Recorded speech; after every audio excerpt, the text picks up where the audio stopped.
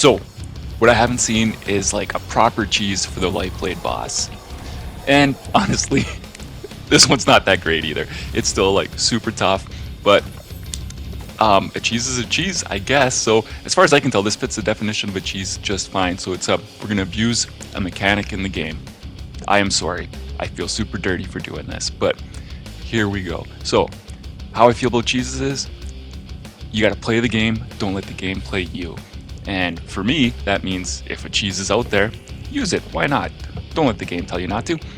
Anyways, so for this cheese, what you need is Titan storm grenades, because that's the tracking, royal alignment or something similar for an emote, because we're going to be glitching through a wall, and patience. You need lots of patience.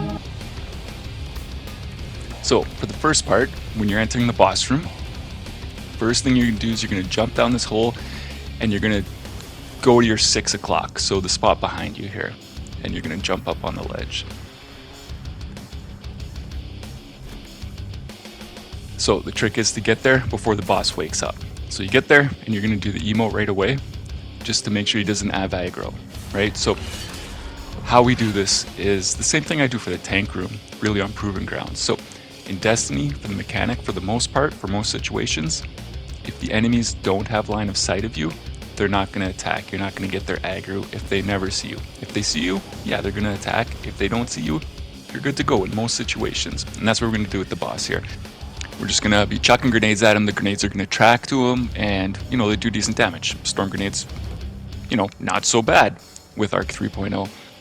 Now, the first few grenades worth of damage, he's going to stay on that center island. But after a certain amount of time, and a little bit of damage, a certain amount of damage, he's going to change locations. And that's the trick with this one. So you throw a couple grenades, and then you hide, and then he's going to change locations, and you don't know where he's going to go. And that's kind of the next part of this. So this spot I picked, he comes to this spot the least amount of times, that's why I pick it. But here we go. So throw a grenade, and then I'm going to hide, and then he's going to change location. So in this example, this is one of the bad examples where he's going to come right down to me. Now, make sure your ears are open, make sure your volume's up for this, because it's definitely helpful to hear him walking. Now, in this situation, you just have to hang out here for like a minute. He'll go away after a minute, but you just, you know, this is where some of that patience comes in. So after a minute, he walks away. Let him get some distance. I mean, don't go chucking grenades at him. You want to make sure he gets settled in a new location. Otherwise, he's going to come right running back, and then he might have a bit of aggro.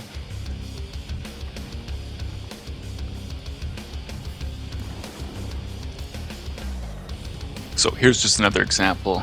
If you can hear, I threw a grenade and he teleports. You hear the teleporting noise, and you know, he just teleported right in behind me. So that's why sound's important. Like right now, you can hear him stomping, and he's going to jump up top, and you hear the thump, thump, thump. So definitely, like honestly, for this, I had to turn my volume up because, you know, didn't want to leave nothing to chance. Anyways, now that he's changed locations, you need to find out where he is. So just be careful. Just remember, the whole point of this is he's not allowed to get line of sight of you like once is kind of the goal here. There's a little way to do a recovery here, which I'll talk about later, but basically you just want to, you know, peek around corners, use your grenades. You can chuck grenades, you know, and if he's nearby, they will track to him, and you can hear damage. Also watch out for thralls. See that little guy in the distance? And he just teleports right there. That's a scary part of this. It's a little bit glitchy, or maybe that's not even glitch, maybe Bungie intends that just thralls have a superpower. Anyways, once you find him, start chucking grenades at him. You know, you'll find after you practice this, if you are going to practice this, he has favorite spots that he likes to go to. So anyways, watch out for thralls, chuck grenades, do damage. After you're halfway done one damage phase, you know, the mechanic where there's more thralls will spawn in. He also teleports every single time, or stomps around and moves around every time, so be aware of that. Find them, you know, sometimes it takes a while to find them, so as you're finding them, you know, chuck some grenades and kill some exploders or some thrall. They're a pain in the ass, and they make the thing like a little bit unpredictable, so it doesn't hurt to clear them out when you have the time. And then also just make sure, be careful when they're close to you. You know, I got Risk Runner, so I'm a little bit more tanky for that kind of stuff because their explosions arc, but Here's just an example of me when he's up above. Just you can still get him. You can get him no matter where he is. It's just all about your angles, I guess, and your grenades track. I mean, that's the whole point. But yeah, so anyways, and then you're just gonna repeat this until he teleports away, or not teleports away, goes to sleep. You're gonna repeat this till he goes to sleep, and you do like kind of your intermission section with the light bearer, hive, and the 2 sword guys. So you'll hear them teleport in. Throw a grenade if you can, but if not, just, you know, for me, just a casual playstyle. I just relax here, you know, and I try to kill some exploders, and then I take out the light bearer. Do the light bearer first, and take out 1 sword guy. Get some ammo if you need it. Now when you have 1 sword guy left, because you don't want the boss to see you when he wakes up. So I bait him down here, I chuck a grenade when he goes to hide, and then immediately go to my emote to hide, and then the boss is going to wake up. When the boss wakes up, he has like an auto aggro on you just for a few seconds, so don't panic when you start shooting a little bit, just stay there, let the boss get settled. Now with this, the 2 barriers spawn in. 1 will always go to that center island, so you need to try and take him out, honestly. So it might take a few tries, but once you start shooting your gun though, it will draw the boss to you. Not every time, but if he's close by. And then here is an example of what to do when, you know, the jig is up. So basically, you're gonna run. You're gonna do the normal strat, really. The normal strat for this boss room is run like hell. So that's what you're gonna do right now. You're just gonna run like hell. I'm gonna try and, well, not die from getting pushed with a sword. I'm gonna try and get the boss upstairs in a position where he doesn't have line of sight of me when I go back to the hiding spot. So if he loses sight of you in the hiding spot and you do your emote, he will settle down and stop chasing you. And that works for like any hiding spot, honestly, as far as I can tell. So I'm just taking my time, you know, being amped up, that helps with our 3.0, but you know, I'm just gonna run around, wait till the boss comes and joins me upstairs here, and then I'm gonna circle back behind him, go back to the room, right there, there's my room, and hide, and then just let everything just settle down. And then you can tell it settled down. He's just gonna stop shooting for 1. You're gonna stop hearing his stomp, stomp, stomp, and thump, thump, thump from his feet, and then you're good to go. Just continue as you did before. Now there is 1 barrier still left alive, and for me, I just found it's easier to take him out during the 2nd intermission. Believe it or not, even though that by no means is easy. I don't want to kind of mislead you guys thinking this is a walk in the park. Yeah, honestly, this cheese is harder than half the GM's boss rooms doing it the legit way, honestly, but it's up to you. So now you're just repeating the grenade spam, throw, and all that. So until he gets to half health, right at that center kind of skull and crossbones mark there. And then that's where he goes to his next phase, where his head pops off, and then also 2 more barriers spawn in. So you gotta be like extra careful. So you wanna, for me, I just do an emote, and I just let things settle down.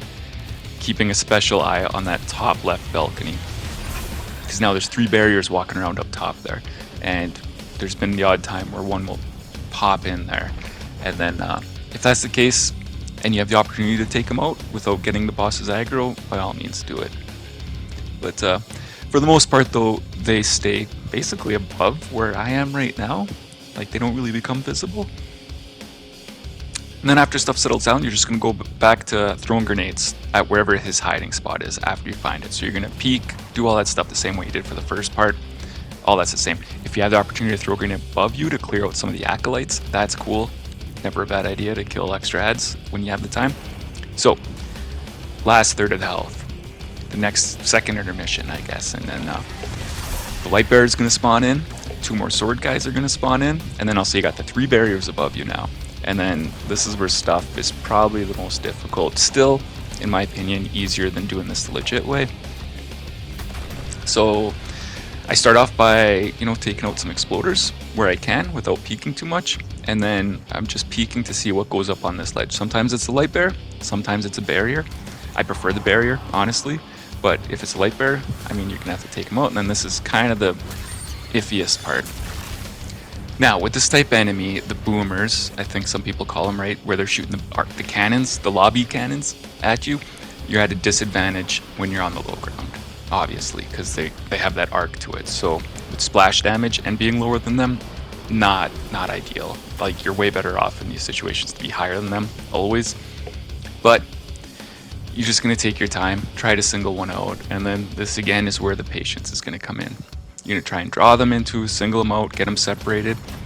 So, you know, you might be in a situation where you think you can take one, and then, you know, some jerk shows up and ruins it, and that's okay. Just bail and try again. Eventually you'll get them separated, or eventually they'll separate themselves and you can take one out. And then once you take one out, there's only two left. And once you take him out, you know you got one left, so it gets easier each time.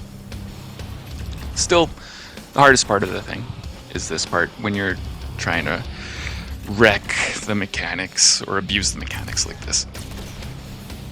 Anyways, after all the barriers are done, do the sword guys again. When you have one sword guy left, do the same thing as last time. You know, throw your grenade, hide when he dies. The boss will have the instant aggro with you, but it passes, and then you're gonna rinse and repeat. That's all. So again, 2 more barriers spawned. Okay, and again, like the first time, one's gonna be on the center island, and you can take them out. So take them out the same way. Again, if you get the boss's aggro, try and get rid of it the same way. And then, you know, you're just on the last damage of the thing. So one thing I haven't figured out yet is how to kill that last barrier while still doing this cheese. It might be possible to kite him to the top left platform there, but I haven't been able to do it, honestly. But it sucks because Lightblade isn't in rotation yet, so I don't have time to practice this. There's a couple times where I quit when I was like almost done, but there's only so much times you can do that before, you know, that getting that gilded thing is just too tempting. So we'll see when it's in rotation, I guess next week. Otherwise, this is barely a cheese, I know, but I mean, you're still abusing mechanics, so technically it's still a cheese, but it's not easy anyways. I mean, this strike in general, by far the hardest. This method makes it slightly easier, maybe not tons easier, maybe not as much as you liked when you clicked on it, so hopefully you don't think this is clickbait. I mean, if you're solo and you want to do it casually, this is the closest thing I've been able to come to do it anyways. Other than that, please like, please subscribe, that'd be cool. I mean, if you don't mind, yeah, awesome. All right.